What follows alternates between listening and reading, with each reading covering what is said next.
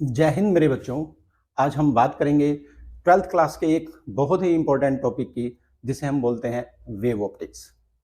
अब बात आती है कि वेव ऑप्टिक्स से पहले हमारे पास है रे ऑप्टिक्स। अगर हमारे पास पहले ही रे ऑप्टिक्स है तो हमें वेव ऑप्टिक्स क्यों पढ़नी है? तो सबसे पहले हम इन दोनों को डिफरेंशिएट करेंगे, इन दोनों के अंतर को समझेंगे। रे ऑप्टिक्स मतलब लाइट के बारे में पढ़ना, मान के लाइट स्ट्रेट लाइन पाथ में ट्रेवल करती है। जिस स्ट्रेट लाइन पाथ में लाइट ट्रेवल करती है उस स्ट्रेट लाइन पाथ को हम बोलते हैं रे ऑफ लाइट। और 10th तक हम लाइट के बारे में पढ़ते हैं ऐसा ही मान के कि लाइट स्ट्रेट लाइन पाथ में ट्रेवल करती है। ये रे ऑप्टिक्स केवल दो ही फिनोमिना एक्सप्लेन कर पाती है, एक रिफ्लेक्शन और दूसरा रिफ्रैक्शन। अब पता चलता है कि हमारे पास तीन और नए फिनोमिना आते हैं, जैसे इंटरफेरेंस, डिफ्रैक्शन एंड पोलराइजेशन, और रे ऑप्टिक्स इन्हें एक्सप्लेन नहीं कर पाती है।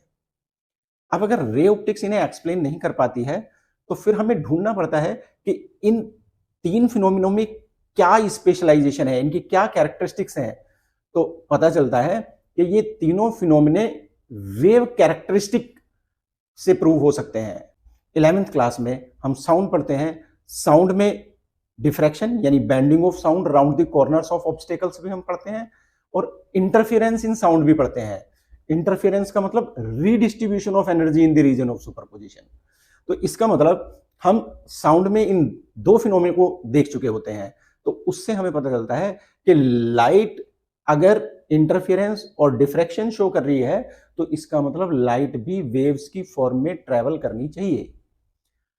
लेकिन अब बात आती है कि अभी तक यानी 11 तक हमने पढ़ी होती है मैकेनिकल वेव्स, और उन मैकेनिकल वेव्स को ट्रेवल करने के लिए हमेशा चाहिए एक मीडियम, इसलिए उनको मेटेरियल वेव्स भी बोलते हैं, क्योंकि they always require a metal medium for their propagation. तो चूंकि साउंड वेव्स को ट्रेवल करने के लिए हमेशा एक मेटल मीडियम चाहिए, और साउंड की तरह लाइट वेव्स भी इंटरफेरेंस और डिफ्रैक्शन शो कर रही हैं, तो इसका मतलब लाइट वेव्स को ट्रेवल करने के लिए भी कोई ना कोई मीडियम चाहिए, ऐसा साइंटिस्ट ने माना। अब इसके लिए उन्होंने उस टाइम पे एज्यूम कर लिया कि एक हाइपोथेटिकल मीडियम, जिसको नाम दिया ल्यूमिनीफेरस ईथर। अब उस ल्यूमिनीफेरस ईथर को उन्होंने ऐसे माना कि उसकी इलास्टिसिटी बहुत ज्यादा और डेंसिटी बहुत कम, ताकि speed of waves in a medium जो कि इक्वल होता है under root elasticity upon density हो सके बहुत ज्यादा। क्यों? क्योंकि हमें पता है कि स्पीड ऑफ लाइट 3 × 10⁸ मीटर पर सेकेंड यानी वेरी लार्ज है।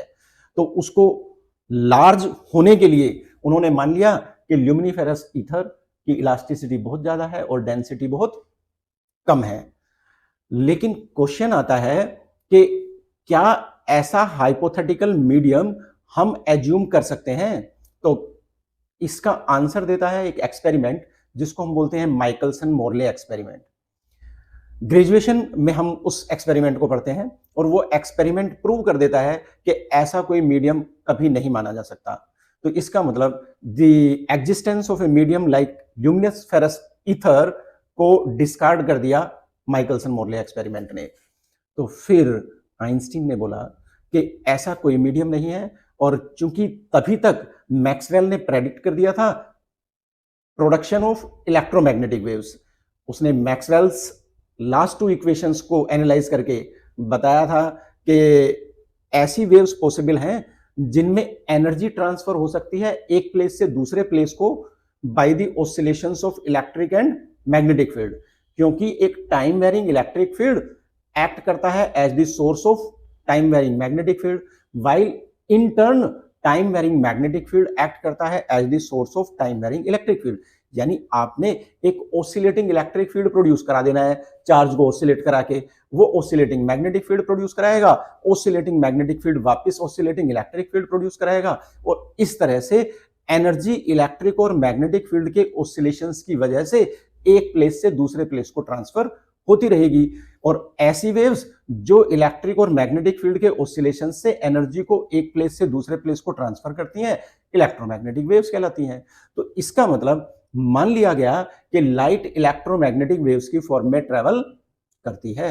अगर लाइट इलेक्ट्रोमैग्नेटिक वेव्स की फॉर्म में ट्रेवल करती है और हमें यह भी पता है कि इलेक्ट्रिक और magnetic field can be produced even in vacuum, तो वैक्यूम में भी इलेक्ट्रिक और मैग्नेटिक फील्ड को प्रोड्यूस किया जा सकता है। तो इसका मतलब इलेक्ट्रोमैग्नेटिक वेव्स को अपने प्रोपगेशन के लिए किसी मीडियम की जरूरत नहीं है। तो इसका मतलब जो लाइट है वो इलेक्ट्रोमैग्नेटिक वेव्स की फॉर्म में ट्रेवल करती है, इलेक्ट्रोमैग्नेटिक वेव्स को अपने प्रोपगेशन के लिए किसी मीडियम की जरूरत नहीं है। अब ऐसा मान के लाइट के बारे में पढ़ना कि लाइट इलेक्ट्रोमैग्नेटिक वेव्स की फॉर्म में ट्रेवल करती है कहलाता है वेव ऑप्टिक्स। तो इसका नाम wave optics is the branch of physics that deals with the study of light considering it to be travelling in the form of waves. अब अगर लाइट को वेव्स की फॉर्म में चलता हुआ मान के हमें लाइट के बारे में पढ़ना है तो हमें वेव्स से रिलेटेड कुछ और टर्म्स भी जाननी होंगी। अब वो टर्म्स जैसे सबसे पहले एक बात आती है जिसे हम बोलते हैं फेज। फेज बोले तो क्या है फेज? ये फेज वो क्वांटिटी है जो किसी इंस्टेंट पे ऑसिलेटिंग पार्टिकल का डिस्प्लेसमेंट फ्रॉम मीन पोजीशन और उसकी डायरेक्शन ऑफ मोशन हमें डिटरमाइन कराती है। अब किसी ऑसिलेटिंग पार्टिकल की मोशन की इक्वेशन हमारे पास कैसे आती है? y is equal to a sine omega t plus phi naught, जहां ये फाई नोट हमारी कहलाती है इनिशियल फेज या फिर एपोक, और ये जो पूरा एंगल वाला पार्ट है ये फाई फेज कहलाता है। तो यानी omega t plus phi naught is the phase of the oscillating particle at an instant t. तो इसका मतलब अगर हम बोले फेज को तो फेज एंगल के टर्म में रिप्रेजेंट की जाती है। अब बात आती है इस एंगल में टाइम भी तो इंक्लूडेड है, तो इसलिए हम ऐसा भी बोलते हैं कि फेज या तो एंगल के टर्म में रिप्रेजेंट होती है या फिर टाइम के टर्म में। अगर मैं यहां टाइम को 0 कर दूं तो फेज हो जाएगी फाई नोट, और ये जो फाई नोट है ये कहलाएगी फिर इनिशियल फेज, यानी phase at t is equal to 0, और इसको हम एपोक भी बोलते हैं। अब जो displacement of oscillating particle at any instant T यानी y है वो किस पे डिपेंड करेगा? इस एंगल पे। तो इसका मतलब ये एंगल ही डिटरमाइन कराएगा कि किसी इंस्टेंट पे ऑसिलेटिंग पार्टिकल का डिस्प्लेसमेंट कितना है। पॉजिटिव है तो यानी ये ऊपर की तरफ मूव कर रहा है, नीचे की तरफ मूव करेगा यानी इसका डिस्प्लेसमेंट नेगेटिव हो जाएगा, तो इसकी डायरेक्शन नीचे की तरफ कहीं होगी। तो इसका मतलब ऑसिलेटिंग पार्टिकल का डिस्प्लेसमेंट फ्रॉम मीन पोजीशन और डायरेक्शन ऑफ इट्स मोशन किसी भी इंस्टेंट पे जो क्वांटिटी हमें डिटरमाइन करा रही है वो क्वांटिटी है फेज। फिर बात आएगी फेज के बाद एक और टर्म की जिसे हम बोलेंगे वेव फ्रंट। अगर हम वेव फ्रंट बोलें तो वेव फ्रंट क्या है, उसके लिए हमें डेफिनेशन ऑफ वेव का भी पता होना चाहिए। अगर हमें डेफिनेशन ऑफ वेव की बात बोलते हैं तो क्या पता है वेव की डेफिनेशन के बारे में कि wave is a periodic disturbance. Wave is a periodic disturbance. अगर वेव पीरियोडिक डिस्टर्बेंस है, मान लो ये एक सोर्स ऑफ वेव्स है, तो इसका मतलब इससे डिस्टर्बेंस, इस पॉइंट से डिस्टर्बेंस स्टार्ट हो रहा है। अगर इस पॉइंट से डिस्टर्बेंस स्टार्ट हो रहा है और हमें यह भी पता है कि किसी मीडियम में वेव की स्पीड कांस्टेंट होती है, इस सोर्स के चारों तरफ सेम मीडियम है, तो इसका मतलब एक पर्टिकुलर टाइम में, मान लो टाइम टी में ct डिस्टेंस चल के वेव यहां पहुंचेगी, यहां ct डिस्टेंस, तो ये ct डिस्टेंस वाले जितने भी पॉइंट इस पॉइंट सोर्स के अराउंड हैं उन सभी पॉइंट्स पे वेव एक साथ पहुंचेगी, यानी डिस्टर्बेंस एक साथ पहुंचेगा। तो इसका मतलब वो सभी पार्टिकल एक साथ डिस्टर्ब होना शुरू होंगे, और ऐसे पॉइंट्स को अगर हम ज्वाइन करेंगे तो हमें क्या मिलेगा? एक स्फेरिकल शेल, और वो स्फेरिकल शेल टाइम टी पे पोजीशन ऑफ वेव फ्रंट कहलाएगी। अब बात आती है कि हम वेव फ्रंट को कैसे डिफाइन करें।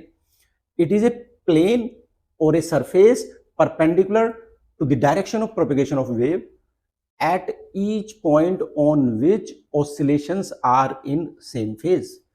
यानी वेव के प्रोपगेशन के परपेंडिकुलर एक ऐसा सरफेस जिसके हर एक पॉइंट पे ऑसिलेशंस सेम फेज में हैं। इसका मतलब एक ऐसा surface perpendicular to the direction of propagation of waves जिस पे ऑसिलेशंस एक साथ स्टार्ट हुए होंगे। क्लियर? ये बात कहलाती है डेफिनेशन ऑफ वेव फ्रंट। अब बात आती है कि depending upon the shape of source the wave front can be either spherical और सिलिंड्रिकल और प्लेन। अब बात आती है किस केस में वेव फ्रंट स्फेरिकल होगा, किस केस में सिलिंड्रिकल होगा और किस केस में ये प्लेन वेव फ्रंट होगा। तो जरा समझेंगे इस बात को। अगर यहां ये एक पॉइंट सोर्स, तो इस पॉइंट सोर्स से टी डिस्टेंस बाद वेव इसके चारों तरफ होगी कितनी डिस्टेंस पे? सी टी डिस्टेंस पे। Speed of light c, time ले रहा हूं मैं टी, तो टी इज इक्वल टू 0 पे वेव स्टार्ट हुई, तो टी टाइम में पहुंच गई सीटी डिस्टेंस पे। अब ये सीटी डिस्टेंस वाले सारे पॉइंट्स को अगर मैं ज्वाइन करूंगा तो मुझे एक सरफेस मिलेगा जो एक स्फेरिकल शेल होगा with centre at the position of this source, जिसका सेंटर इस सोर्स की पोजीशन पे होगा। और इस सरफेस को मैं बोलूंगा वेव फ्रंट। अलग अलग इंस्टेंट के लिए, अलग अलग टाइम के लिए ये डिस्टेंसेस अलग अलग हो जाएंगी, तो पोजीशंस ऑफ वेव फ्रंट अलग अलग हो जाएंगे, बट जितने भी वेव फ्रंट्स होंगे वो सब कॉन्सेंट्रिक स्फेरिकल शेल्स होंगे, सच दैट के point source will lie at the centre of all these shells. यानी कॉन्सेंट्रिक शेल्स हैं और ये सोर्स लाई कर रहा है उनके सेंटर पे। ये एक छोटे टाइम पे पोजीशन ऑफ वेव फ्रंट, उससे छोटे टाइम पे, उससे बड़े टाइम पे, टाइम बढ़ता जाएगा तो वेव फ्रंट की रेडियस बढ़ती जाएगी और वेव हमेशा प्रोपेगेट करेगी along the radius of these shells. क्यों? क्योंकि propagation of wave is always perpendicular to the plane of wave front. तो इट मींस वेव का प्रोपेगेशन हमेशा वेव फ्रंट के परपेंडिकुलर होता है। तो इसलिए जो प्रोपेगेशन होगा वो रेडियस के अलोंग होगा और वेव फ्रंट ये कॉन्सेंट्रिक स्फीयर्स होंगे। और यहां मेरा रखा है पॉइंट सोर्स, तो पॉइंट सोर्स के केस में वेव फ्रंट्स होंगे स्फेरिकल। अब फिर बात आती है कि अगर हमारा कोई लीनियर सोर्स है, जैसे हमारी ट्यूबलाइट्स होती हैं, ऐसे एक लीनियर सोर्स है, तो इससे जो डिस्टरबेंस यहां से स्टार्ट हुआ वो टी टाइम बाद सीटी डिस्टेंस चल के यहां पहुंचा, इसके चारों तरफ सीटी डिस्टेंस। अब मान लो ये एक लीनियर सोर्स है, सीटी डिस्टेंस चल के इधर इधर इधर चारों तरफ इसके सीटी डिस्टेंस पे लाई करने वाले पॉइंट्स को अगर ज्वाइन करूंगा तो फिर से मुझे एक सरफेस मिलेगा और जो होगा कैसा? Cylindrical surface with axis on the position of source. तो इसका मतलब अगर हम सिलिंड्रिकल सोर्स की बात करें तो उसके लिए वेव फ्रंट्स होंगे कोएक्सियल सिलिंड्रिकल शेल्स। टाइम छोटा लूंगा तो जो वेव फ्रंट होगा उसकी रेडियस कम होगी, टाइम बड़ा करता जाऊंगा तो वेव फ्रंट्स की रेडियस बढ़ती चली जाएगी। और वेव फ्रंट लेकिन आएंगे हमेशा इन the form of coaxial cylindrical shells. ये हमारा लीनियर सोर्स जो एक्सिस के अलोंग है। और अगर टाइम इंटरवल बढ़ा दूं तो वेव फ्रंट की रेडियस भी बड़ी हो जाएगी ऐसे। और अब अगर मैं लाइट का प्रोपेगेशन देखूं तो वो रेडियली आउटवर्ड। क्यों? क्योंकि प्रोपेगेशन ऑफ वेव हमेशा परपेंडिकुलर है वेव फ्रंट के। तो कहीं भी अगर देखूंगा तो लाइट का प्रोपेगेशन रहेगा perpendicular to the wave front. तो इस तरह से सिलिंड्रिकल या स्फेरिकल वेव फ्रंट होंगे डिपेंडिंग अपॉन कि सोर्स हमारा पॉइंट सोर्स है या लीनियर सोर्स है। अब अगर इन सिलिंड्रिकल या स्फेरिकल वेव फ्रंट्स की रेडियस बहुत बड़ी है, यानी यूं कह लें कि हम सोर्स से बहुत दूर पहुंच जाते हैं, तो उस वेव फ्रंट के ऊपर अगर छोटा सा सरफेस लेंगे तो that surface will be a plane surface. तो इसका मतलब तीसरा टाइप वेव फ्रंट का होता है प्लेन वेव फ्रंट। और वो प्लेन वेव फ्रंट क्या होगा? इस सिलिंड्रिकल या स्फेरिकल वेव फ्रंट का एक छोटा सा पार्ट। कब? जब source of waves wave front से बहुत दूर है। तो यहां हमारे वेव फ्रंट थे सिलेंड्रिकल वेव फ्रंट्स, और तीसरी बात रही हमारी प्लेन वेव फ्रंट की। अगर हम प्लेन वेव फ्रंट की बात करें तो ये क्या है, एक सिलेंड्रिकल या स्फेरिकल वेव फ्रंट का पार्ट। कब? जब सोर्स बहुत दूर है, तो यानी एक डिस्टेंट सोर्स से जो हमें वेव फ्रंट्स मिलेंगे those will be plane wave fronts. अब ये प्लेन वेव फ्रंट एक्चुअल में तो ऐसे 3 डायमेंशनली आना चाहिए, लेकिन हम इसको जब बनाएंगे तो सीधा ऐसे दिखा देंगे कि ये हो गया हमारा प्लेन वेव फ्रंट और ये हो गई waves associated to this plane wave front. और अब जब हम बात करेंगे explanation of phenomena exhibited by light using wave theory of light, तो हमने हमेशा यूज करना होगा एक प्लेन वेव फ्रंट। यानी हमने मानना होगा कि वेव्स आ रही हैं from a distant source of light. अगर इस प्लेन वेव फ्रंट को रिफ्लेक्ट कराऊं कॉनकेव मिरर से या रिफ्रैक्ट कराऊं कॉन्वेक्स लेंस से, तो जो ये वेव्स हैं इनके एडवांसमेंट के साथ साथ इनके बीच का सेपरेशन कम होने लगेगा। तब जो वेव फ्रंट्स मुझे मिलेंगे वो कहलाएंगे कन्वर्जिंग या कन्वर्जेंट वेव फ्रंट। अगर इस प्लेन वेव फ्रंट को मैं रिफ्लेक्ट कराऊं कॉन्वेक्स मिरर से या रिफ्रैक्ट कराऊं थ्रू ए कॉनकेव लेंस, तो जो वेव्स रिफ्लेक्शन या रिफ्रैक्शन के बाद मुझे मिलेंगी उनके बीच का सेपरेशन विद एडवांसमेंट बढ़ेगा, इंक्रीज होगा। अगर इंक्रीज होगा तो मैं बोलूंगा कि अब वेव्स डाइवर्ज कर रही हैं, और जिस वेव फ्रंट से वो एसोसिएटेड होंगी वो वेव फ्रंट कहलाएगा डाइवर्जेंट या डाइवर्जिंग वेव फ्रंट। तो इसका मतलब अगर डाइवर्जिंग वेव फ्रंट है तो उससे आने वाली लाइट वेव्स के बीच का सेपरेशन एडवांसमेंट के साथ बढ़ रहा होगा। कन्वर्जिंग वेव फ्रंट है तो उसके केस में the separation between the waves gradually decrease कर रहा होगा विद एडवांसमेंट। अगर हम उनकी भी फॉर्मेशन को देखें तो जरा समझेंगे कैसे होगा। मान लो ये एक कॉन्वेक्स लेंस, इस कॉन्वेक्स लेंस पे मैंने एक प्लेन वेव फ्रंट इंसिडेंट कराया। ये मान लो एक प्लेन वेव फ्रंट, इससे एसोसिएटेड वेव्स एक तो ये मैंने दिखा दी है जो अलोंग दी प्रिंसिपल एक्सिस है। दूसरी वेव्स एक मान लो ये, एक ये ले लेते हैं, दो ये तो ये वेव्स हैं, और हमें पता है प्रोपिगेशन ऑफ वेव हमेशा perpendicular to the wave front. तो ये हमारा प्लेन वेव फ्रंट जो हमने इंसिडेंट कराया इसके ऊपर, कॉनकेव लेंस के ऊपर। अब क्या होगा, ये वेव्स जब इस लेंस से रिफ्रैक्ट होंगी तो रिफ्रैक्शन के बाद ये सारी मिलेंगी फोकस पे। बट अगर हम देखें तो जो ये सेंटर यानी ऑप्टिकल सेंटर से वेव पास हो रही है वो सबसे ज्यादा लाइट ट्रेवल करती है थ्रू दी ग्लास, और ग्लास में लाइट की स्पीड होती है वैक्यूम से या एयर से कम। तो ये वेव फेज में रह जाती है पीछे, और जो वेव्स एजेस की तरफ हैं वो कम डिस्टेंस ट्रेवल करती हैं ग्लास से, तो कम टाइम तक ग्लास में रहती है, यानी कम टाइम तक धीरे चलती हैं।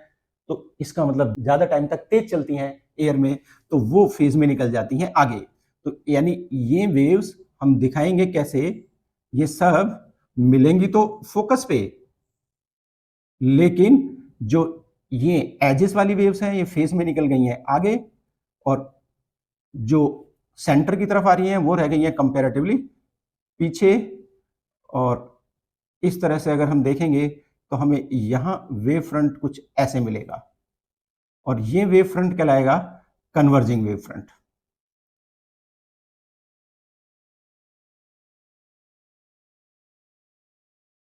अब यहां एक काम की बात आती है कि अगर कोई हमसे ये पूछे कि ये जो कन्वर्जिंग वेव फ्रंट है, ये कन्वर्जिंग वेव फ्रंट अगर सामने से देखेंगे तो कॉनकेव वेव फ्रंट है, इस कॉनकेव या कन्वर्जिंग वेव फ्रंट का सेंटर ऑफ कर्वेचर कहां होगा?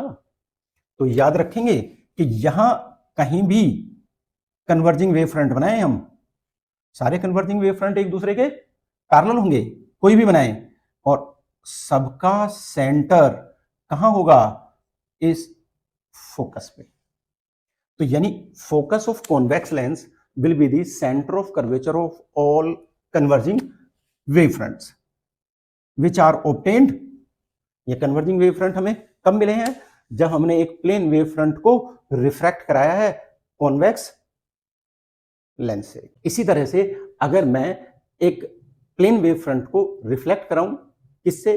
एक कॉनकेव मिरर से। अगर कॉनकेव मिरर से मैं उसे रिफ्लेक्ट कराता हूं तो जरा देखना, ये कॉनकेव मिरर, और इस कॉनकेव मिरर पे मैंने एक प्लेन वेव फ्रंट इंसिडेंट कराया।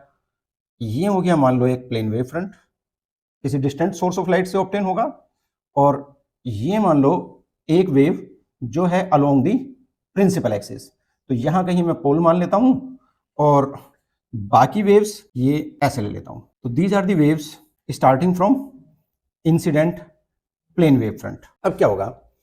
सबसे पहले मिरर पे जाके टकराएंगी वो वेव्स जो एजेस की तरफ है, तो सबसे पहले रिफ्लेक्ट होंगी ये, तो इसका मतलब ये फेज में निकल जाएंगी आगे, और जो सबसे लास्ट में टकराएगी वो जो पोल पे जाके स्ट्राइक करेगी, तो सबसे पीछे रह जाएगी फेज में ये वेव। इसका मतलब रिफ्लेक्शन के बाद ये सारी की सारी वेव्स चूंकि मिलनी चाहिए फोकस पे, ऐसी सभी वेव्स जो पैरेलल टू प्रिंसिपल एक्सिस आएंगी रिफ्लेक्शन के बाद जाके मिलेंगी फोकस पे। तो अब ये वेव्स जो एजेस ऑफ द मिरर से रिफ्लेक्ट होके आई हैं, ये फेस में आगे निकल गई हैं क्योंकि इन्होंने मिरर को स्ट्राइक किया है कुछ पहले, और सबसे लास्ट में किया है इसने, तो इसने मतलब जो पोल पे जाके स्ट्राइक की है। तो अब अगर मैं यहां वेव फ्रंट बनाऊंगा तो वो वेव फ्रंट कुछ ऐसे आएगा।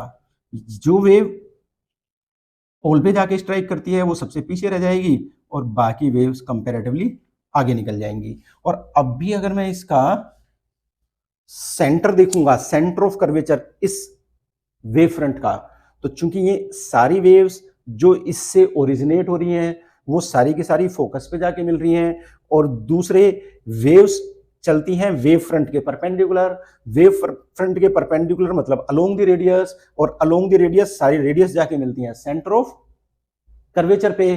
तो इसका मतलब वेव फ्रंट्स का सेंटर ऑफ कर्वेचर, कौन से वेव फ्रंट का? जो कन्वर्जिंग वेव फ्रंट्स मुझे मिलेंगे जब एक प्लेन वेव फ्रंट रिफ्लेक्ट होगा कॉनकेव मिरर से, तो उन कन्वर्जिंग वेव फ्रंट्स का सेंटर ऑफ कर्वेचर यहां भी हमें मिलेगा फोकस। और कोई वेव फ्रंट मुझे दिखाना है कन्वर्ज करता हुआ तो यहां भी दिखा सकता हूं मैं। ये रिफ्लेक्शन के बाद कुछ कम टाइम पे टाइम बढ़ जाएगा तो यहां पहुंच जाएगा, और बढ़ जाएगा तो यहां कहीं वेव फ्रंट आ जाएगा।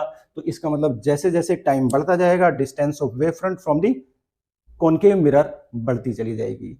लेकिन ये जितने भी कन्वर्जिंग वेव फ्रंट्स होंगे इन सब का सेंटर ऑफ कर्वेचर लाई करेगा फोकस के ऊपर। हाँ, मुझे उम्मीद है कि वेव फ्रंट के बारे में ये बात आप लोगों को समझ आई होगी। अब जब हमें ये सारी बात समझ में आ जाएगी वेव फ्रंट के लिए, इसका दूसरा केस आप अपने आप ट्राई करें। अगर मैं प्लेन वेव फ्रंट को कॉनकेव लेंस से रिफ्रैक्ट कराऊंगा तो मुझे डाइवर्जिंग वेव फ्रंट, क्योंकि वेव्स डाइवर्ज करेंगी फोकस से आती हुई अपीयर होंगी, और उनके लिए मुझे एक डाइवर्जिंग वेव फ्रंट मिल जाएगा। और उस डाइवर्जिंग वेव फ्रंट का सेंटर ऑफ कर्वेचर भी देखूंगा तो वो कहां होगा? कॉनकेव लेंस के फोकस पे ही। उसी तरह से मैं reflection of plane wave front दिखा सकता हूं, किससे? एक कॉन्वेक्स मिरर से, और उस केस में भी मुझे वेव फ्रंट जो मिलेगा वो डाइवर्जिंग वेव फ्रंट मिलेगा, जिसका सेंटर ऑफ कर्वेचर अगेन होगा फोकस पे। अब इन सब के बाद हम आएंगे एक और काम की चीज पे जिसे बोलते हैं postulates of Huygens wave theory. Postulates of Huygens wave theory यानी वेव थ्योरी ऑफ लाइट को पढ़ने के लिए हाइगेन्स ने 3 पोस्टुलेट्स दी। अब 3 पोस्टुलेट्स क्या क्या हैं वो? पहली बात, वो पहली बात बोलती है कि वेव फ्रंट का हर एक पॉइंट एक्ट करता है as the source of new waves. और इसमें कोई स्पेशल बात नहीं है भाई। अगर मान लो कि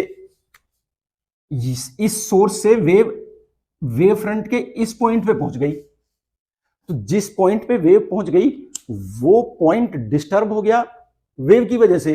अगर डिस्टर्ब हो गया तो वो अपनी पोजीशन पे ऑसिलेट करने लगेगा, और ऑसिलेटिंग पार्टिकल हमेशा एक्ट करता है as the source of waves. तो इसका मतलब each point on the wave front will act as the source of new waves, और इन नई वेव्स को नाम दिया सेकेंडरी वेवलेट्स। तो इसका मतलब पहली पोस्टुलेट यही कहती है, each point on a wave front acts as the source of new waves called secondary wavelets. These secondary wavelets travel through the medium with the speed of original waves. ये कहता है दूसरा पॉइंट। यानी पहली postulate तो केवल ये बताती है कि वेव फ्रंट का हर एक पॉइंट एक्ट करता है as the source of new waves, और ये वेव्स कहलाती हैं सेकेंडरी वेवलेट्स। दूसरा पॉइंट बोलता है कि ये जो सेकेंडरी वेवलेट्स प्रोड्यूस हुई, ये सेकेंडरी वेवलेट्स ट्रैवल करती हैं with the speed of original waves, और ये स्पीड केवल तभी बदलती है जब मीडियम बदलता है। और वो वेव्स के लिए भी ट्रू है। अगर कोई मीडियम बदलेगा तो वेव की स्पीड बदल जाएगी। तो इसमें कोई स्पेशल बात नहीं है। सेकेंडरी वेवलेट्स चूंकि स्पीड ऑफ ओरिजिनल वेव से ट्रेवल करती हैं, तो मीडियम बदलने के साथ इनकी भी स्पीड बदल जाएगी। तो ये दो पोस्टुलेट हो गई। एक तीसरी पोस्टुलेट और है जो केवल हमें बताती है कि अगर हमारे पास किसी इंस्टेंट पे वेव फ्रंट की पोजीशन है तो उसके कुछ टाइम बाद वेव फ्रंट की पोजीशन को कैसे ऑब्टेन किया जा सकता है। तो जो तीसरी पोस्टुलेट है, इसका स्टेटमेंट क्या है पहले एक बार ये सुन लें। वो कहती है कि envelope to these secondary wavelets, ये जो सेकेंडरी वेवलेट्स की बात कर रहा था वो each point on the wave front acts as the source of new waves, और उनको नाम दिया उसने सेकेंडरी वेवलेट्स। तो ये थर्ड पोस्टुलेट में बोलता है कि इन सेकेंडरी वेवलेट्स का फॉरवर्ड डायरेक्शन में, फॉरवर्ड डायरेक्शन मतलब जिस डायरेक्शन में वेव प्रोपेगेट कर रही है, उस फॉरवर्ड डायरेक्शन में इन सेकेंडरी वेवलेट्स का अगर एक एनवलप बना दें तो वो एनवलप देगा position of new wave front. तो इट मींस, फिर से एक बारी सुने कि कैसे तुमने लिखना है इसे एग्जाम में। Envelope to these secondary wavelets in forward direction gives the position of new wave front. It is the third postulate. अब एक्चुअल में क्या है, ये एक मेथड है जो हमें डिटरमाइन कराएगा कि अगर हमारे पास किसी इंस्टेंट पे वेव फ्रंट की पोजीशन है तो उसके बाद एक लेटर इंस्टेंट पे वेव फ्रंट की पोजीशन को हम कैसे ऑब्टेन कर पाएंगे। तो हल्का सा मैं बताता हूं, देखो कैसे एक नई पोजीशन वेव फ्रंट की हमें मिलेगी। मान लो ये पोजीशन है मेरे पास वेव फ्रंट की किसी इंस्टेंट टी पे, तो इसका हर एक पॉइंट एक्ट कर रहा है as the source of new waves, जिनको हम नाम दे रहे हैं सेकेंडरी वेवलेट्स। मान लो मुझे instant t plus d t, यानी एक later instant t plus d t पे वेव फ्रंट की पोजीशन चाहिए। अगर मुझे टी प्लस डी टी पे वेव फ्रंट की पोजीशन चाहिए तो मैंने वेव्स को, लाइट वेव्स को चलने के लिए कितना टाइम दिया, डी टी। पोजीशन मेरे पास है इंस्टेंट टी पे, तो मैंने टाइम दिया वेव्स को चलने के लिए dt। तो फिर बात आएगी इस टाइम dt में लाइट वेव्स कितनी डिस्टेंस चलेंगी। अगर उस डिस्टेंस को मैं d मान लूं तो d हो जाएगा c into d t, speed into time equal to distance. अब क्या करूं कि d डिस्टेंस कंपास में लूं और इन पॉइंट्स जो मैंने लिए हैं, एक few points I have taken, तो ये कुछ पॉइंट मैंने लिए हैं वेव फ्रंट के ऊपर जिनको मैं मान रहा हूं सोर्स। और तुम्हारी इच्छा है कोई भी पॉइंट ले लो, इनफाइनाइट नंबर ऑफ पॉइंट्स होंगे, कोई भी कुछ सिलेक्टेड पॉइंट्स चूज कर लो और इन पॉइंट्स को सेंटर लेके और CDT को रेडियस लेके स्फीयर्स बना दो। अब यहां बोर्ड पे यानी 2 डायमेंशन में स्फीयर तो बनेंगे नहीं भाई, यहां तो सर्कल्स ही बनेंगे। तो ये ऐसे सर्कल्स बना दिए CDT रेडियस लेके। अगर ये सर्कल्स बना दिए तो इनके सेंटर्स क्या हैं, ये पॉइंट्स जिनको हमने माना है सोर्स ऑफ वेव्स। और अब ये स्फीयर्स जो बने, यानी जो सर्किल बने 2 डायमेंशंस में, इन सर्किल्स की टेंजेंट ड्रॉ कर देनी है फॉरवर्ड डायरेक्शन में। जब बल्क में एक सरफेस के लिए देखेंगे, ये सरफेस, इसके डिफरेंट पॉइंट्स को सेंटर माना और फिर ऐसे स्फीयर्स बनाएंगे। जब इनके फॉरवर्ड पॉइंट्स को यानी इनके सरफेसेस को, इन स्फीयर्स के सरफेसेस को टच करता हुआ एक सरफेस बनाएंगे, तो वो सरफेस ऐसे कहीं आ गया और ये सरफेस ही देगा position of wave front at T plus d T. तो टी इंस्टेंट पे पोजीशन है मेरे पास, टी प्लस डी टी पे चाहिए, और ये जो डिस्टेंसेस है, ये डिस्टेंसेस क्या है, सी डी टी। तो इस तरह से अगर किसी इंस्टेंट पे मेरे पास पोजीशन ऑफ वेव फ्रंट है, तो उसके बाद किसी दूसरे इंस्टेंट पे पोजीशन ऑफ वेव फ्रंट मुझे निकालनी है, उसके लिए मैं यूज कर सकता हूं हाइगेंस की तीसरी पोस्टुलेट, जो मुझे बताती है कि टेंजेंट टू सेकेंडरी वेवलेट्स, ये सेकेंडरी वेवलेट्स थी, इनकी tangent in forward direction gives the position of new wave front. मेरे बच्चों, अब तक जो कुछ हमने वेव ऑप्टिक्स के बारे में सीखा उसको अप्लाई करते हैं। कैसे? हम समझते हैं कि ये वेव ऑप्टिक्स कैसे एक्सप्लेन करेगी रिफ्लेक्शन ऑफ लाइट को। क्योंकि अभी तक हमने रिफ्लेक्शन ऑफ लाइट का एक्सप्लेनेशन पढ़ा लाइट को स्ट्रेट लाइन पाथ में चलता हुआ मान के, यानी according to ray optics. But चूंकि ray optics interference, diffraction, polarisation को एक्सप्लेन नहीं कर पा रही थी, तो हमें आना पड़ा वेव ऑप्टिक्स पे, यानी हमें मानना पड़ा कि लाइट वेव्स की फॉर्म में ट्रेवल करती है। और अगर लाइट वेव्स की फॉर्म में ट्रेवल करती है, तो ऐसा मान के कि लाइट वेव्स की फॉर्म में ट्रेवल करती है, हमें एक्सप्लेन करना पड़ेगा रिफ्लेक्शन और रिफ्रैक्शन को। तो अब आती है बात explanation of reflection on the basis of wave theory of light. तो अगर हम एक्सप्लेनेशन ऑफ रिफ्लेक्शन की बात करें, तो मान लेते हैं कि एक plane wave front obliquely incident होता है एक रिफ्लेक्टिंग सरफेस के ऊपर। और मेरे बच्चों, ये बात याद रखना कि सबसे पहला काम आपका डायग्राम को अच्छे से बनाना है। आप डायग्राम को अच्छे से समझेंगे, देखेंगे कि मैं कैसे बना रहा हूं, बिल्कुल एक एक स्टेप को क्रिस्टल क्लियर करेंगे, तो आपको भी बनाने में बिल्कुल दिक्कत नहीं होगी। तो समझना है कि कैसे वेव फ्रंट को हम ओब्लिकली इंसिडेंट करा रहे हैं, वेव फ्रंट से स्टार्ट होने वाली वेव्स कैसे कैसे रिफ्लेक्ट होंगी रिफ्लेक्टिंग सरफेस से। और एक बार अगर बात तुम्हें सही से समझ में आ गई, तो कभी भी तुम उसको रिप्रेजेंट कर पाओगे पेपर पे। तो इसलिए कोशिश करना अच्छे से बात समझ में आए। मान लो ये एक रिफ्लेक्टिंग सरफेस, अगर ये एक रिफ्लेक्टिंग सरफेस है, तो इसके ऊपर हमने क्या करना है भाई, एक प्लेन वेव फ्रंट को इंसिडेंट कराना है ओब्लिकली। और ओब्लिकली इंसिडेंट कराने के लिए याद रखना है कि इसमें एंगल ऑफ इंसिडेंस को लार्ज रखना है, यानी रिफ्लेक्टिंग सरफेस से एंगल को कम और नॉर्मल से ज्यादा।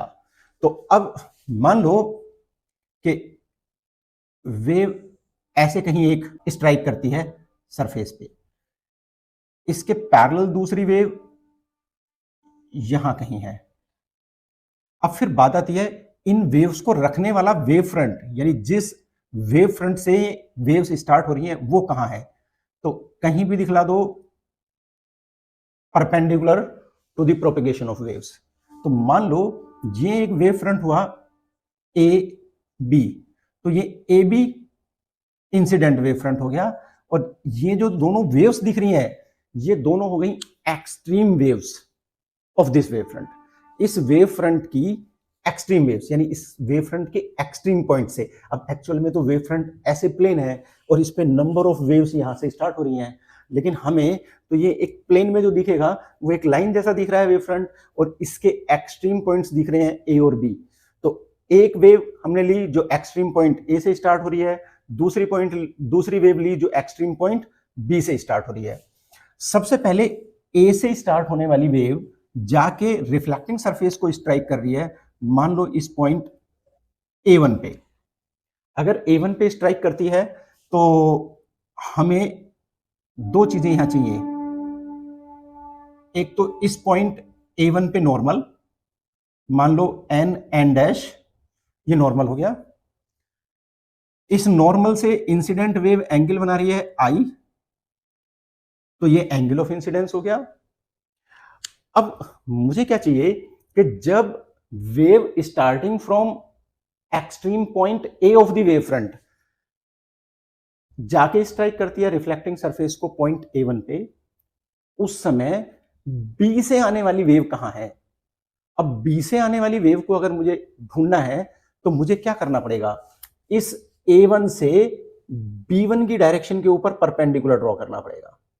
अगर मैं परपेंडिकुलर ड्रॉ करूंगा तो याद रखना है मेरे बच्चों, परपेंडिकुलर ऐसा बने कि हमें लगे कि ये परपेंडिकुलर ही है, तो ये हो गया परपेंडिकुलर, यानी परपेंडिकुलर परपेंडिकुलर जैसा दिखे। अगर ये पॉइंट हो गया तो इस पॉइंट को मैं मान लो नाम दे देता हूं B1। तो अगर मैं B1 A1 बोलूं तो ये B1 A1 भी इंसिडेंट वेव फ्रंट ही है। किस कंडीशन में, जब वेव फ्रंट का एंड A1 जस्ट स्ट्राइक किया रिफ्लेक्टिंग सरफेस से। तो सबसे पहले ये वेव आके स्ट्राइक की, उसके बाद इससे ऊपर वाली, उसके बाद उससे ऊपर वाली, और सबसे लास्ट में बी से आने वाली वेव इस सरफेस को यहां कहीं स्ट्राइक करेगी। इस पॉइंट को मान लो मैं नाम दे देता हूं B2। हमेशा याद रखेंगे कि लाइट को सरफेस से टकरा के बाउंस बैक होने में कोई टाइम नहीं लगता है। कोई टाइम नहीं लगता है मतलब कोई टाइम लैग नहीं है incidence of light on the surface और इट्स बाउंसिंग बैक में। तो टकरा के वापस जाने में कोई टाइम नहीं लगता है। तो अगर मैं बोलूं कि लाइट को B1 से B2 तक पहुंचने में टाइम T लगा, तो जितने टाइम में लाइट B1 से B2 पे पहुंचेगी उतने टाइम में A1 से टकरा के, यानी पॉइंट A1 से टकरा के जो ये लोअर मोस्ट एक्सट्रीम वेव थी ये कहां पहुंचेगी, ये भी मुझे डिटरमाइन करना पड़ेगा। और उसके लिए मुझे हाइगन की तीसरी पोस्टुलेट यूज करनी पड़ेगी। तो अगर हम अभी बात करें तो हमें दो बातें दिखती हैं, ए बी बोले या A1 B1 बोले, ये हैं हमारे इंसिडेंट वेव फ्रंट्स। अब दूसरी बात हमें दिखती है कि ये लाइट वेव B1 से B2 तक पहुंचने में टाइम ले रही है T।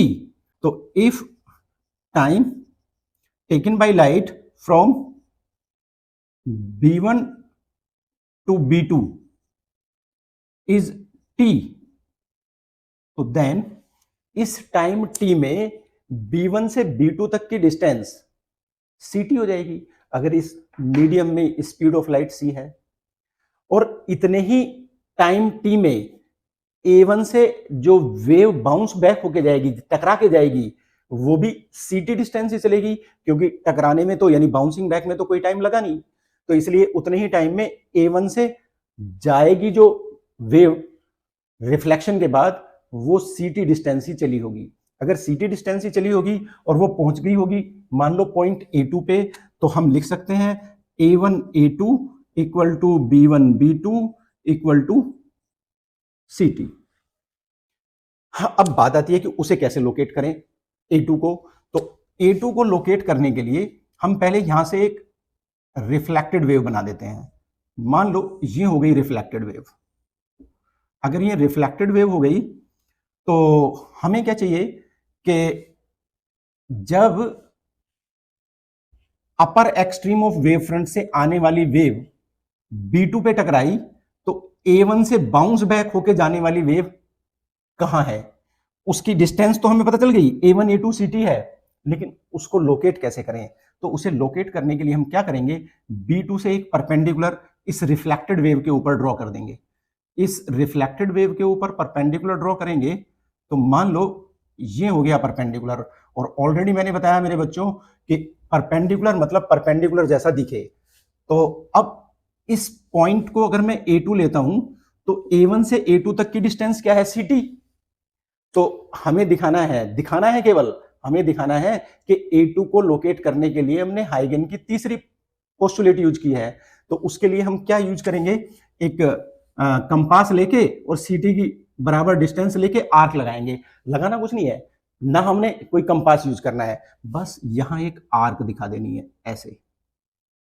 ये आर्क दिखाने का मतलब तुमने हाइगेंस की थर्ड पोस्टुलेट यूज कर ली है पॉइंट A2 को लोकेट करने के लिए। अब अगर तुम्हारा पॉइंट A2 लोकेट हो गया तो A2 B2 क्या कहलाएगा तुम्हारा? A2 B2 कहलाएगा रिफ्लेक्टेड वेव फ्रंट, और B2 से बाउंस बैक होने वाली वेव ऐसे चली जाएगी इन वेव्स के पैरेलल। तो ये हो गई reflected waves. Infinite number of waves होंगी इन बिटवीन, बट ये दो एक्सट्रीम वेव्स आफ्टर रिफ्लेक्शन हमने दिखा दी हैं। और यहां भी हम नॉर्मल ड्रॉ कर सकते हैं भाई। अगर यहां इस पॉइंट को N1 ले लूं तो B2 N1 हो गया नॉर्मल। यहां रिफ्लेक्टेड वेव जो एंगल नॉर्मल से बना रही है इसको R ले लेते हैं, इधर भी ले सकते थे हम इस एंगल को R। बात आएगी सबसे पहले अगर हम फर्स्ट लॉ ऑफ रिफ्लेक्शन की बात करें तो फर्स्ट लॉ ऑफ रिफ्लेक्शन क्या कहता है? Incident wave front, reflected wave front and normal to reflecting surface at the points of incidence all lie in the same plane. तो दिख रहे हैं हमें फिगर में भाई, प्लेन ऑफ द बोर्ड में है इंसिडेंट वेव फ्रंट भी, रिफ्लेक्टेड वेव फ्रंट भी, और जो पॉइंट्स ऑफ इंसिडेंस हैं इनके ऊपर ड्रॉन नॉर्मल भी। अब चूंकि incident wave fronts, reflected wave front and normals to reflecting surface at point of incidence, ये तीनों प्लेन ऑफ द बोर्ड में लाई कर रहे हैं, तो it means all are lying in the same plane, और ये प्रूव कर देगा फर्स्ट लॉ ऑफ रिफ्लेक्शन को। अब फर्स्ट लॉ ऑफ रिफ्लेक्शन तो फिगर से अपने आप एक्सप्लेन हो जाएगा, बाद आएगी हमें एक्सप्लेन करना पड़ेगा सेकंड लॉ ऑफ रिफ्लेक्शन को। तो अभी सेकंड लॉ ऑफ रिफ्लेक्शन को कैसे एक्सप्लेन करें तो जरा समझेंगे बच्चों। क्या करना है हमने? ट्रायंगल्स कंसीडर करने हैं A1 B1 B2 and A1 A2 B2, A1 A2 B2, किसके लिए? सेकंड लॉ ऑफ रिफ्लेक्शन को वेरीफाई करने के लिए। सबसे पहले इस आई को पहुंचाते हैं ट्रायंगल A1 B1 B2 में।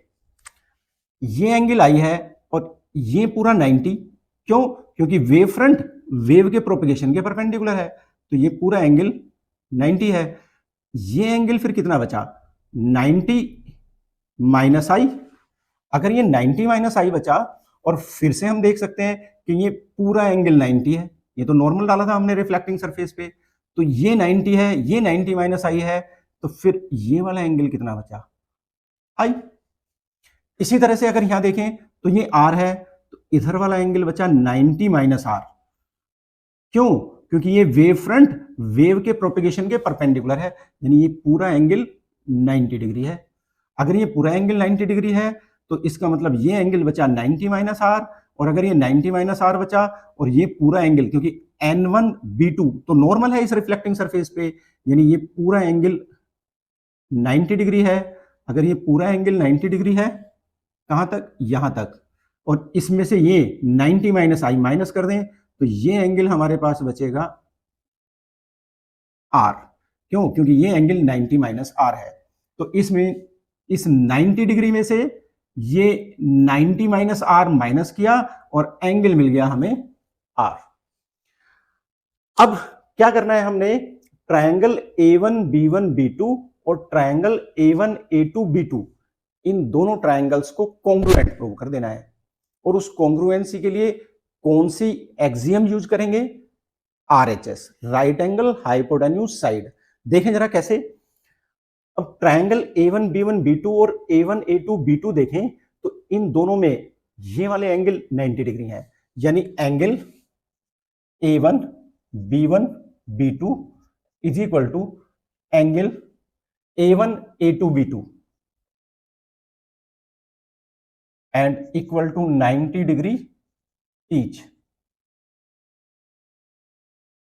दूसरी बात आएगी कि ये एंगल तो 90 डिग्री हो गए, A1 B2 दोनों ट्रायंगल्स की कॉमन साइड है, और वैसे भी ये साइड राइट एंगल के सामने वाली साइड है, तो यानी हाइपोटेन्यूज है। तो A1 B2 कॉमन, और किस चीज का काम कर रही है ये? हाइपोटेन्यूज का। अब तीसरी बात चलती है, और तीसरी बात क्या करती है?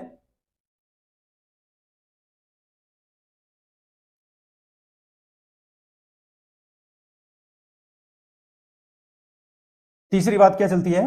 तीसरी बात के लिए हम चलते हैं B1 B2 और A1 B2। अब इसके बाद नेक्स्ट बात चलती है B1 B2 और A1 A2। हम ऑलरेडी बता चुके हैं A1 A2 और B1 B2 दोनों इक्वल हैं, तो A1 A2 equal to B1 B2 equal to CT each.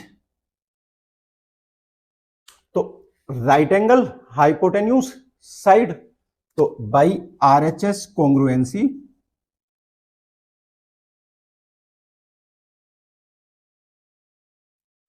Triangle A1 B1 B2 congruent with triangle A1 A2 B2। अब ये दोनों ट्रायंगल कॉन्ग्रुएंट हो गए।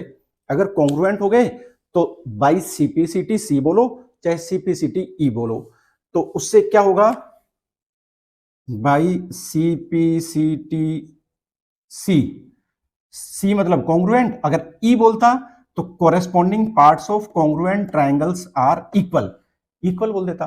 तो दोनों से एक ही बात आएगी, क्या होगा कि सेम साइड्स जो कॉन्ग्रुएंट ट्रायंगल की हैं, सेम एंगल्स एक दूसरे के ऊपर आएंगे। तो मुझे ऐसे पलट के रखना पड़ेगा, इसे पलट के रखूंगा तो ये R किसके ऊपर आएगा? I के ऊपर, यानी angle A2 B2 A1 equal हो जाएगा एंगल B1 A1 B2 के।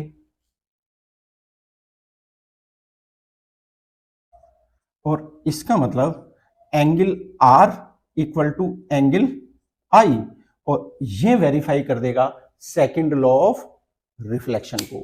तो इस तरह से फर्स्ट और सेकंड दोनों लॉज एक्सप्लेन हो जाते हैं using wave theory of light. Means हम कह सकते हैं कि wave theory of light successfully explains reflection of light. मेरे बच्चों, अब हम एक्सप्लेन करेंगे रिफ्रैक्शन को using wave theory of light. मतलब लाइट को वेव्स की फॉर्म में चलता हुआ मान के हम एक्सप्लेन करेंगे रिफ्रैक्शन को, यानी हम वेरीफाई करेंगे रिफ्रैक्शन के दोनों लॉज को ऐसा मान के कि लाइट वेव्स की फॉर्म में ट्रेवल करती है। जरा समझें उसके लिए हमें करना क्या पड़ेगा। तो उसके लिए सबसे पहले हमें एक रिफ्रैक्टिंग सरफेस लेना होगा। मान लेते हैं हमारे पास ये एक रिफ्रैक्टिंग सरफेस, मतलब एक इंटरफेस जो सेपरेट कर रहा है दो ऑप्टिकल मीडियम को। ये मान लो मीडियम 1 रेयर है और ये मीडियम नंबर 2 डेंसर है। मान लो इस डेंसर का रिफ्रैक्टिव इंडेक्स N2 है, रेयर का रिफ्रैक्टिव इंडेक्स N1 है। अब इस interface separating two optical media के ऊपर हम एक वेव फ्रंट को ओब्लिकली इंसिडेंट कराएंगे। मान लो उस वेव फ्रंट के एक्सट्रीम पॉइंट से आने वाली वेव्स में से कोई एक वेव इस इंटरफेस को यहां कहीं आके मिल रही है। पॉइंट को मान लेता हूं A1, इसके कोरेस्पॉन्डिंग एक दूसरी एक्सट्रीम से आने वाली वेव यहां कहीं है। अब अगर मैं बोलूं वेव फ्रंट कहां है, तो वेव फ्रंट हमेशा होता है perpendicular to the direction of propagation of waves. तो इसका मतलब वेव फ्रंट मान लो कहीं यहां है। ये एंगल दोनों 90 डिग्री जैसे दिखने चाहिए ये वाले।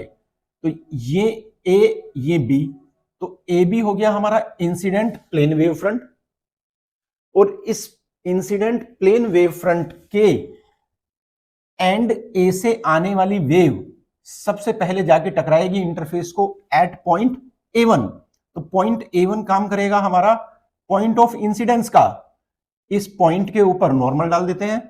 मान लो N1 N1 डैश, ये नॉर्मल हो गया। अब जब point A of the wave front से आने वाली वेव इंटरफेस को पॉइंट A1 पे टकरा रही है, तब पॉइंट B दूसरा एक्सट्रीम है वेव फ्रंट का, क्योंकि एक्चुअल में तो वेव फ्रंट ऐसा प्लेन है और ए नंबर ऑफ पॉइंट्स हैं, लेकिन हमें जो फिगर में दिख रहा है उसमें इस वेव फ्रंट के यानी इंसिडेंट वेव फ्रंट के एक्सट्रीम पॉइंट्स हमें दिखाई दे रहे हैं ए और बी। जब ए से आने वाली वेव इंटरफेस को A1 पे टकराती है तब बी से आने वाली वेव कहां है उसको हमें लोकेट करना पड़ेगा। उसे लोकेट करने के लिए हमें क्या करना है, हमने A1 से बी से आने वाली वेव के ऊपर परपेंडिकुलर ड्रॉ कर देना है। तो अब ये परपेंडिकुलर मतलब परपेंडिकुलर जैसा दिखे भाई, ये परपेंडिकुलर ड्रॉ कर दिया, यहां भी ये परपेंडिकुलर है। तो क्योंकि ये दोनों पैरेलल वेव्स हैं, अगर इधर ये 90 है तो इधर भी 90 डिग्री होगा। सम ऑफ को interior angles is always 180 degree. को इंटीरियर एंगल्स का सम हमेशा 180 डिग्री होता है, तो वो 90 है तो ये भी 90 है। और अगर मैं बोल रहा हूं A B incident wave front है तो A1 B1 भी इंसिडेंट वेव फ्रंट ही है। ऊपर वाला मीडियम रेयरर है, मान लो इसमें स्पीड ऑफ लाइट C1 है, दूसरा मीडियम डेंसर है, मान लो इसमें स्पीड ऑफ लाइट C2 है। तो अब B1 को मतलब जो वेव B1 पे पहुंच चुकी है उस वेव को इंटरफेस से टकराने में कहां, मान लो पॉइंट B2 पे टाइम लगता है मान लो T। If time from B1 to B2 is T, then अगर मैं बोलता हूं कि B1 से B2 तक वेव को पहुंचने में टाइम लगता है T, तो B1 B2 हमारा हो जाएगा C1 इंटू T। क्यों? क्योंकि जिस मीडियम में डिस्टेंस B1 B2 है उस मीडियम में वेव की यानी लाइट की स्पीड हमने C1 ली है। अगर स्पीड C1 है, टाइम T है, तो डिस्टेंस हो गई C1T। अब जितने टाइम में ये सेकंड एक्सट्रीम से आने वाली वेव B1 से B2 पे पहुंचती है उतने टाइम में ये पॉइंट A1 पे रिफ्रैक्ट होने वाली वेव दूसरे मीडियम में एंटर करके कहां पहुंचेगी हमें लोकेट करना पड़ेगा। अब उसको लोकेट करने के लिए मान लेता हूं कि ये वेव चूंकि रेयरर से डेंसर में जा रही है तो ये टुवार्ड्स दी नॉर्मल बेंड करेगी। तो मान लो मैंने ये इसे टुवार्ड्स दी नॉर्मल बेंड करा दिया। अब टुवार्ड्स दी नॉर्मल बेंड करते हुए ये इस रास्ते पे जाती है। अगर ये इसका पाथ हो गया तो यहां ये एंगल ऑफ इंसिडेंस होगा, यहां ये एंगल ऑफ रिफ्रैक्शन होगा। मुझे क्या चाहिए, मुझे चाहिए कि जब वेव B1 से B2 पे पहुंचती है तो ये A1 से रिफ्रैक्ट होने वाली वेव कहां है। तो उसे लोकेट करने के लिए मुझे फिर से B2 से एक नॉर्मल ड्रॉ करना पड़ेगा A1 पे रिफ्रैक्ट होने वाली वेव के ऊपर। अगर नॉर्मल ड्रॉ करूंगा तो मान लो ये नॉर्मल कहीं यहां आता है, इस पॉइंट को मैं A2 ले लेता हूं, A2। तो मुझे क्या दिखाना पड़ेगा कि A1 से A2 तक की डिस्टेंस, चूंकि दूसरे मीडियम में लाइट की स्पीड C2 है, टाइम हम वही बात कर रहे हैं जितने टाइम में ये B से स्टार्ट होने वाली वेव B1 से B2 पे पहुंचती है उतने टाइम में A1 से रिफ्रैक्ट होने वाली वेव A2 पे पहुंचती है। अगर A1 से रिफ्रैक्ट होने वाली वेव A2 पे उतने ही टाइम में पहुंचती है तो यानी A1 A2 speed in second medium multiplied by time इसके बराबर हो जाना चाहिए। तो यानी A1 A2 हमारा हो जाना चाहिए C2 इंटू T। अब इस C2T डिस्टेंस को लेने के लिए हम हाइगेंस की थर्ड पोस्टुलेट का भी रेफरेंस देंगे। उसके लिए हम क्या करेंगे, C2T के बराबर डिस्टेंस लेके कंपास में एक आर्क लगाएंगे। अब डिस्टेंस हमने कोई नहीं लेनी है, बस एक आर्क दिखा देनी है। कहां हमने आर्क दिखानी है, यहां A2 की पोजीशन पे ऐसे आर्क दिखा देनी है। बस आर्क दिखाने का मतलब हमने हाइगेंस की थर्ड पोस्टुलेट यूज कर ली है A2 को लोकेट करने के लिए। अब अगर हम बात करें ये B2 A2 क्या है, ये B2 A2 वेव फ्रंट है जब सारी की सारी वेव्स जो वेव फ्रंट से आ रही थी, कौन से वेव फ्रंट से, A1 B1 से, वो सारी की सारी वेव जस्ट रिफ्रैक्ट कर चुकी हैं। तो इसका मतलब A2 B2 वेव फ्रंट है जस्ट आफ्टर रिफ्रैक्शन। अब ये B2 पे रिफ्रैक्ट होने वाली वेव भी रिफ्रैक्शन के बाद पैरेलल जाएगी इस पहले वाली वेव के, तो इसका मतलब रिफ्रैक्शन के बाद ये extreme waves of the refracted wave front हो जाएंगी, ये वाली और ये वाली, ये दोनों रिफ्रैक्टेड वेव फ्रंट की एक्सट्रीम वेव्स हो जाएंगी। तो रिफ्रैक्शन के बाद वेव्स ऐसे चली जाएंगी। अब बात आएगी कि जो वेव फ्रंट हमारे ए बी और A1 B1 हुए, वो तो हो गए इंसिडेंट वेव फ्रंट्स, तो यानी A B and A1 B1 incident wave fronts, और हमारा दूसरा वेव फ्रंट रहा A2 B2, और ये A2 B2 हमारा क्या कहलाएगा, refracted wave front.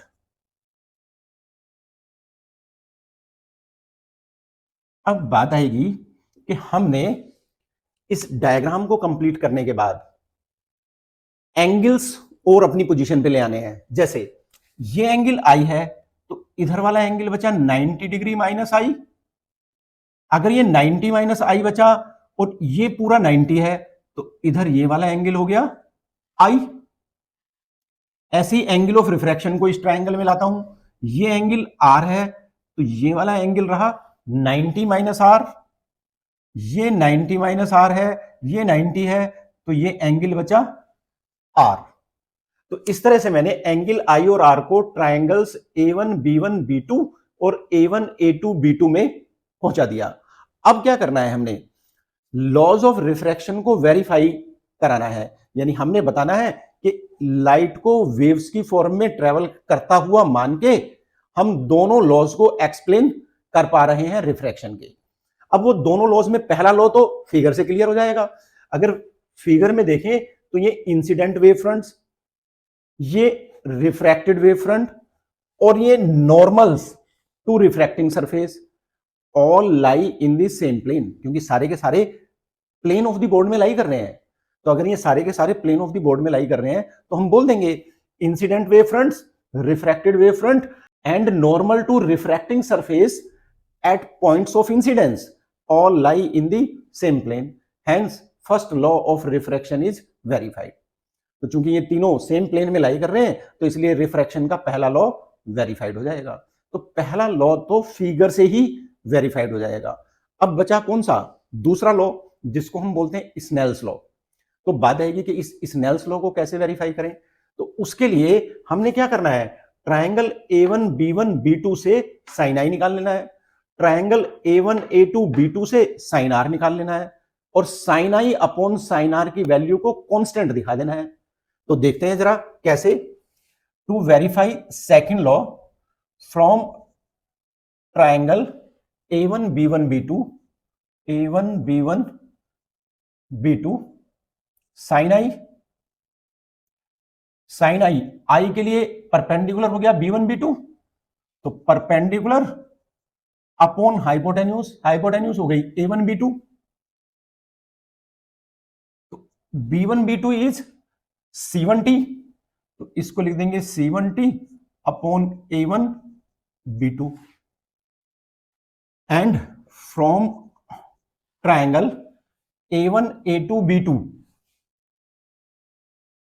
A1 A2 B2, अगर इस ट्राइंगल की बात करेंगे तो इससे आ जाएगा हमारे पास साइन आर, एंगल आर की अपोजिट साइड हो गई A1 A2, तो ये हो गई परपेंडिकुलर, तो A1 A2 हो गया परपेंडिकुलर, और हाइपोटेन्यूज तो भाई राइट एंगल की अपोजिट साइड होती है, तो राइट एंगल की अपोजिट साइड क्या है, A1 B2, तो हाइपोटेन्यूज वही रही A1 B2। इसका मतलब साइन आर हो गया A1 A2 मतलब C2T upon A1 B2, so sine i upon sine r is equal to C1T upon A1 B2, और इस डिवीजन को मल्टीप्लीकेशन में बदल देते हैं, रेसिप्रोकल कर देते हैं, A1 B2 upon C2T, A1 B2 T cancel हो गए, और हमारे पास बचा C1 अपॉन C2। अब इस पहले मीडियम में लाइट की स्पीड कांस्टेंट होगी, इस दूसरे मीडियम में भी लाइट की स्पीड कांस्टेंट होगी। जब तक मीडियम नहीं बदलेगा तो लाइट की स्पीड नहीं बदलेगी। अगर C1 और C2 दोनों कांस्टेंट हैं तो इनका रेशियो भी कांस्टेंट होगा, तो it means sine i upon sine r is equal to constant, और ये कांस्टेंट कहलाएगा क्या? Refractive index of the medium in which light is entering as compare to that of the medium from which it was incident. मतलब जिस medium में light जा रही है उसका रिफ्रैक्टिव इंडेक्स जिसमें से आ रही है उसके कंपैरिजन में। तो यानी ये हो जाएगा डेंसर मीडियम का रिफ्रैक्टिव इंडेक्स रेयरर के कंपैरिजन में, तो जिसके कंपैरिजन में है उससे डिवाइड कर देना है। यानी ये हमें बता रहा है कि डेंसर मीडियम का रिफ्रैक्टिव इंडेक्स रेयरर मीडियम के रिफ्रैक्टिव इंडेक्स से कितना गुना बड़ा है। तो इसका मतलब sine i upon sine r constant, और वो कांस्टेंट किसने बताया? C1 अपॉन C2 ने। और ये कांस्टेंट कहलाता क्या है?